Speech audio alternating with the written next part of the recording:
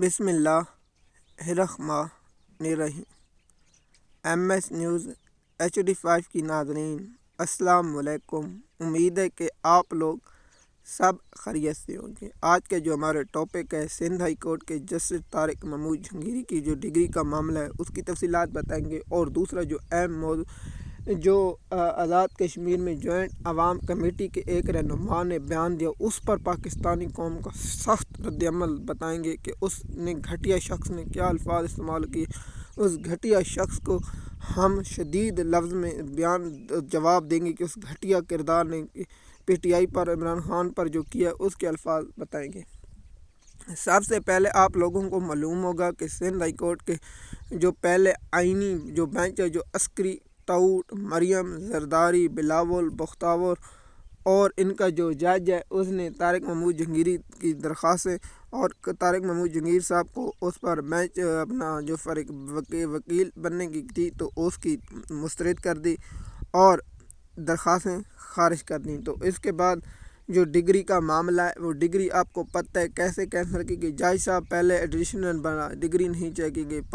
پاکستان کے ہر سرکاری عہدے پر فیض رہا لیکن نہیں بنا۔ اسلام آباد ہائی کورٹ کا جج بنا نہیں ہوا، اسلام آباد ہائی کورٹ کے جج بن کے گزر گیا۔ جب فارم 47 مانگے تو جج صاحب کی ڈگری جعلی نکلی اور جج صاحب کو بھی ہٹا دیا گیا۔ تو پاکستان کی تاریخ میں اگر جج صاحب انصاف اور قانون کے مطابق کھڑے رہے تو یہ جج صاحب کے ساتھ ہونا تھا۔ تو آپ لوگوں کو معلوم ہوگا کہ جج صاحب اس نے اسٹیبلشمنٹ کے اور نون لیگ کے سامنے جھکنے سے انکار کر دیا اور یحییٰ افریدی اور قاضی فیض عیسیٰ، جمال مندوخیل، مسرت ہلالی، امین الدین خان اور علی حسن رضوی اور علی محمد خان، علی جیسے مظہر علی خان اور حسن رضوی جیسے جج بننے سے، اور ہاشم کاکڑ، ہاشم ڈوگر، مناس میمن اور اعظم خان اور جو رانجھا اور جو ہمایوں دلاور ہے اور جسٹس عالم نیلم صاحب ہیں اور دیگر جج جو ہیں، ان سے بننے کی بجائے اس نے آزاد جج اور قانون کے ساتھ کھڑے ہونے کا کہا تو اس کی ڈگری کو جعلی کر دیا گیا۔ لیکن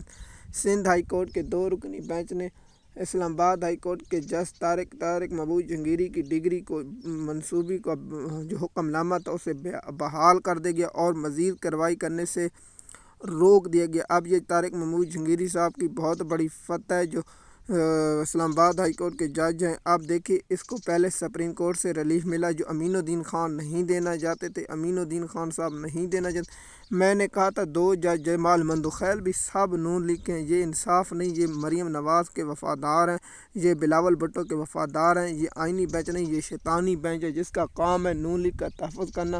مخصوص نشستوں کا فیصلہ جاری ہو چکا ہے، اس پر میں انشاءاللہ آپ لوگوں کے ساتھ کل ویلاگ مکمل تفصیلات کے ساتھ بتاؤں گا، اور جج صاحب نے جو دی ہیں اس کی تفصیلات بھی آپ لوگوں کے ساتھ انشاءاللہ مزید۔ آپ آتے ہیں جی جو جوائنٹ عوامی ایکشن کشمیر کمیٹی کے ایک ممبر کا، اس کا نام نہیں تو آپ اس کا نام مجھے یاد نہیں، لیکن اس کے بیان پر جو اصل مدعا ہے کہ اس نے کہا ہے کہ یہ پنجاب میں پاکستان میں ایک سیاسی پارٹی کو کچل دیا گیا اور سیاسی پارٹی کو ختم کر دیا گیا۔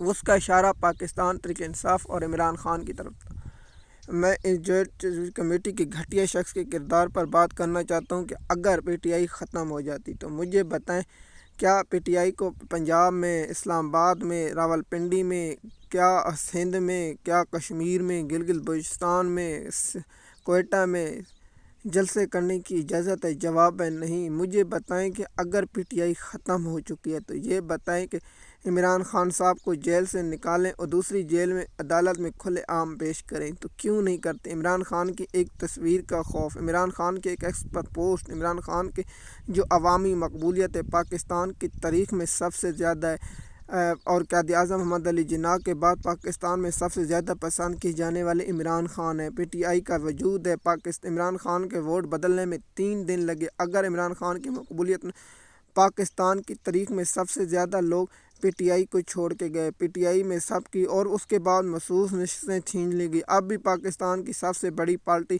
تھی اور قومی اسمبلی میں پنجاب میں سب سے بڑی پارٹی پاکستان تحریک انصاف ہے۔ KPK میں، کشمیر میں، گلگت بلتستان میں، سندھ میں، بلوچستان میں، راولپنڈی میں، اسلام آباد میں، پاکستان کا ہر پاکستان تحریک انصاف کی وحید جماعت ہے، جس سے سنی بھی، وہابی بھی، دیوبندی بھی، اہل حدیث بھی، دیگر فرقے بھی اور دیگر جو شعبے سے تعلق رکھنے والے ہیں، پنجابی، سندھی، کشمیری، بلوچی، پٹھان، سرائکی، دیگر جو بھی زبانیں بولنے والے وحید پارٹی پاکستان تحریک انصاف ہے، جو عوام اس کو سپورٹ کرتے. یہ نہیں سوچتی کہ وہ پنجابی ہے، وہ سندھی ہے، وہ بلوچی ہے، وہ اس کی زبان ہے، جو اس کا کلچر ہے. ہر زبان بولنے والا، ہر شعبے سے طبقہ رکھنے والا، غریب ہو، امیر ہو، درمیانے والا ہو، کسان ہو، مزدور ہو، عام شہری ہو، جو ریڑھی پر کمانے والا، رشکے پہ چلا، بسوں پر ڈرائیور، دیگر سب لوگ عمران خان کی سپورٹ کرتے ہیں. اور پاکستان کا سب سے زیادہ سننے جانے والا، سب سے زیادہ عمران خان کے فالوور ہیں. فیس بک پر، انسٹاگرام پر،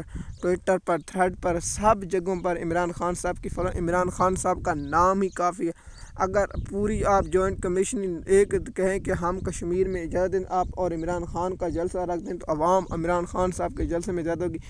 آپ کو میں یہ بتا دوں، جوائنٹ کمیشن پارٹی جو یہ ڈرامہ کر رہی ہے، میں اس پر میرا نقطہ، یہ مطالبے نہیں مانے جائیں گے. آپ نے یہ میرا ویلاگ سیو کر کے رکھنا ہے. جوائنٹ کمیشن کے اجلاس نہیں مانے جائیں گے. پھر اس کے بعد الیکشن آئے گا اور الیکشن کے بعد جوائنٹ کمیشن اپنی سیاسی پارٹی بنائے گی اور ان کو حصہ مل جائے گا. ان کا وزیر اعظم ہوگا اور ان کے وزارتیں ہوں گی اور دیگر پارٹیوں کے ساتھ مل کر حکومت بنائی جائے گی. اور پی ٹی آئی وہاں اپوزیشن ہوگی. پی ٹی آئی کے پاس 4-5 سیٹیں دی جائے گی اور اس کے بعد یہ لوگ وزارتیں لیں گے اور پھر اپنے مزے لیں گے. جو جوائنٹ کمیشن کے 10 یا 12-20 لوگ ہیں، ان کو حکومت کے عہدے مل جائیں گے کشمیر میں اور ان کی حکومت ہوگی. پھر یہ عوام کے جو رونا لگا یہ بھول جائیں گے. یہ اپنی ایک سیاسی پارٹی بنائیں گے جس کا نام ہوگا جوائنٹ عوامی ایکشن کمیٹی سیاسی پارٹی، اور ان میں لوگوں کو بے وقوف بنایا جائے گا. اس کے بعد یہ اپنا کام اور جو کرپشن مال مول لوٹا جائے گا یہی ہوں گے. میں آپ کو لکھ کر کہہ رہا ہوں، جوائنٹ عوام ایکشن کمیٹی کشمیریوں کے حق کے لیے نہیں، صرف اپنے مفاد کے لیے. یہ بات آپ میری لکھ کر لینا. مزید معلومات کے لیے ہمارے یوٹیوب چینل پر، تاکہ آپ کو آنے والے اپڈیٹ وقت پر ملتے رہے. شکریہ.